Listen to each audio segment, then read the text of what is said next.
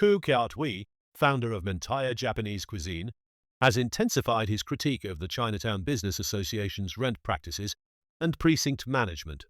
In a TikTok video on 6 July, he challenged the 8,600 Singapore dollars monthly fee for a 65 square feet sheltered walkway outside Nanyang Old Coffee, noting standalone stalls at Chinatown Street Market start at 1,500 Singapore dollars.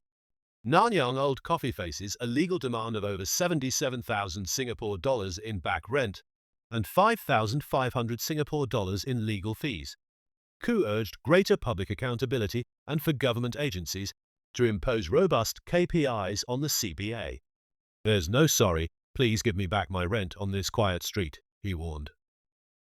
A TikTok user questioned why the Chinatown Business Association, paying 3.75 Singapore dollars per square foot under its lease, demanded 132 Singapore dollars per square foot from Nanyang Old Coffee for a 65 square feet walkway. They want to charge $8,600 for 65 square feet, the user asked, calling the markup, 35 times the average, unjustified based on public tender figures. Koo also highlighted discrepancies in CBA's management of public information. While the 5 Footway Festival 2025, CBA's last event listed on their official website, took place from 14th–23rd March, the website appears otherwise silent. Koo questioned, if your information is not updated, then why bother having a website representing our place of interest? Yet CBA's Facebook page suggests more active engagement, advertising events such as Hanfu and flower accessory rentals at Sago Street, a Nyonya Heritage Workshop on 19th July, a Kaya Blossom Tart Workshop, and the Smith Street Mini Fun Fair held from 7th–21st June 2025. Koo contrasted these activities with the inactivity on CBA's own site, underscoring concerns over transparency and coordination. Govt criticized the Chinatown Business Association for factual errors in tenant listings and questioned its decision to convert key shophouse units into offices. He argued such moves erode public trust, asking whether these spaces serve the precinct's revival or simply the CBA's administrative convenience. How do we trust you with the job of rejuvenating our streets at Chinatown when your next event is 4 months ago?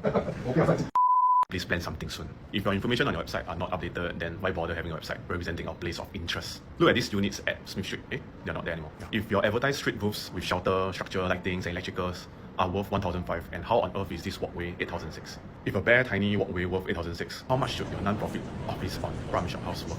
Will this office space help rejuvenate the streets? Please give them more KPIs, provide us with more public checks. Any paid management agent or a paid director can just say, hey, sorry, I quit my job. But if this salaried director doesn't do their job well and the street stays empty, honest operators running the units paying 15K, 20+K of rent might risk failing or lose everything they built.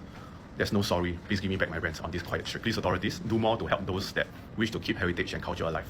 Tag someone who needs to see this. Drop your thoughts below. 实话实说. Thank you.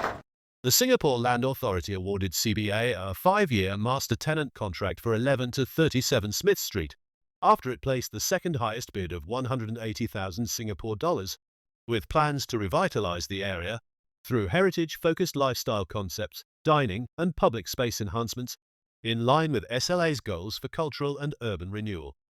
The standoff between the Chinatown Business Association and Nanyang Old Coffee founder Lim Eng Lam continues, as Lim seeks a waiver for over 77,000 Singapore dollars in rent and legal fees.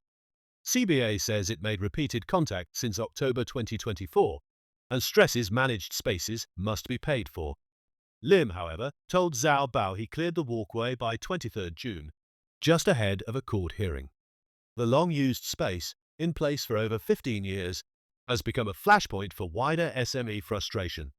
Rising rents have already forced some F&B businesses to close, prompting renewed calls for urgent rental reform across Singapore. On 12 June, advocacy group Singapore Tenants United for Fairness called for urgent structural reforms to support SMEs, including rental caps tied to inflation and a national review of urban planning and commercial land use.